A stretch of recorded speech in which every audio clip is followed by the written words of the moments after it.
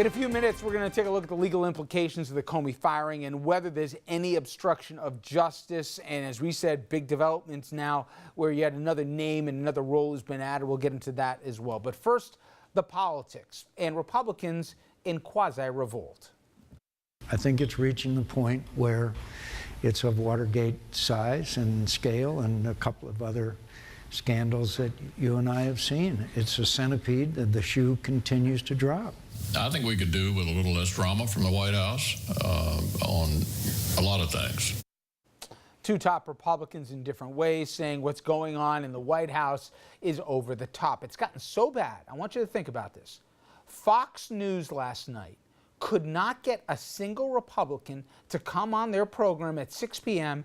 to discuss and defend the president regarding the latest controversy. Many Republicans also getting frustrated because all the controversies are stalling any momentum that they thought they would have, given that they run not only the House, the Senate, and theoretically the White House.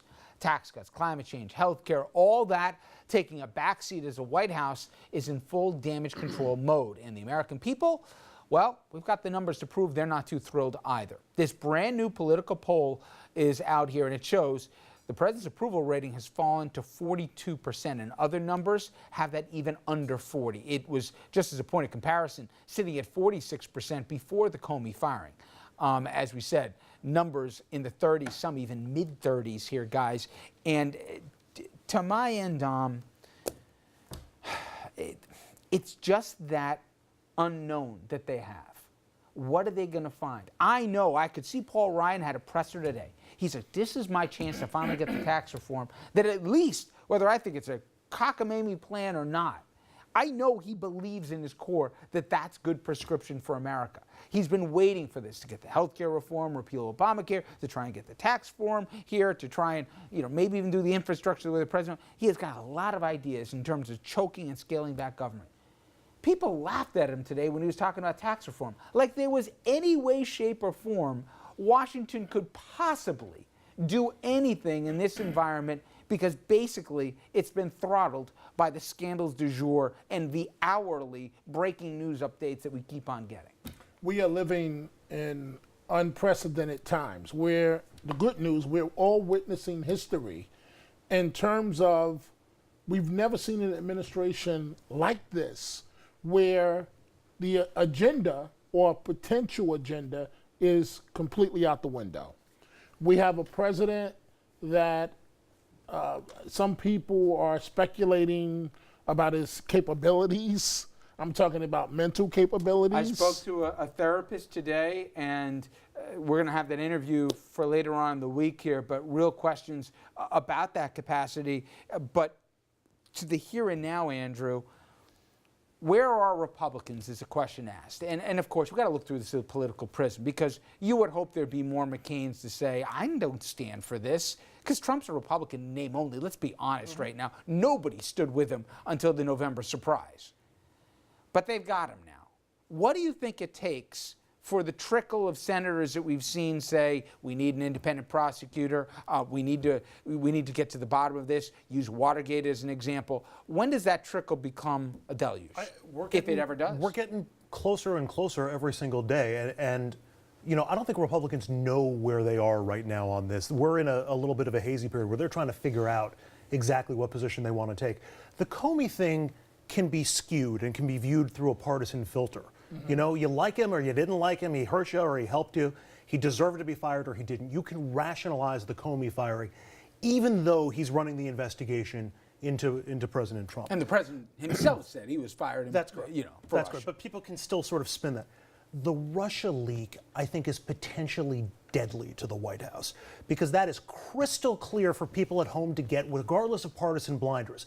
This guy gave classified information to the Russians, and it's fresh in their minds from the campaign, because Trump and the rest of the Republicans spent 15 months saying the same thing about Hillary Clinton. Naked politics, Andrew. Tell people at home why they should care about Montana and Georgia, of all places. Well, Montana and Georgia both have special elections coming up. Georgia has really red states. Yeah, and it's a fairly moderate district. I mean, it leans Republican in Georgia. That's Tom Price, his old district in Congress. He's now, of course, the health secretary. And then Zinke's district in Montana, which, by the way, is the entire state of Montana.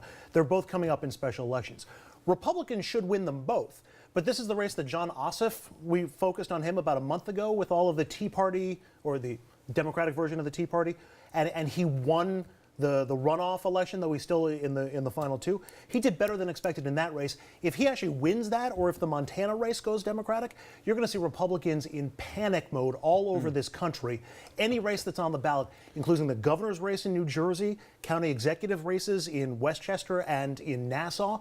There's a governor's race in There'll Virginia be little this canaries fall. in the coal mines that Yes. people look out for. One note here, I know we're tight on time, to the Democrats and to anyone who, because they couldn't stand Trump and his politics, have been throwing around the word impeachment like manhole covers here. Slow your roll. And more than that, there needs, in our government at least, because we don't have elections like they do in Europe here, where there's confidence votes here, and something goes wrong, you just all of a sudden call an election here. Our founding fathers, thank God for them, they made sure that it wasn't about a popularity contest where people come and go. We've had impeachments before in this country, certainly Watergate and what we saw with Clinton, House, but in the Senate, then acquitted. But what we saw with, real briefly, Andrew Johnson. Andrew Johnson was a Republican whose politics were abhorrent to many. Democrats couldn't stand him. They wanted to impeach him for that reason, and it didn't go through, and it shouldn't have gone through. Facts have to dictate removing a president here. And God help us if it gets into the politics and only the politics. All right. Thank you, guys. When we come back, the legal panel will join us to talk about breaking news here. Former FBI Director Robert Mueller has been named special counsel on the Russia probe. We've got that and a ton of questions I've got from everything from recordings to notes and everything in between. Stay with us.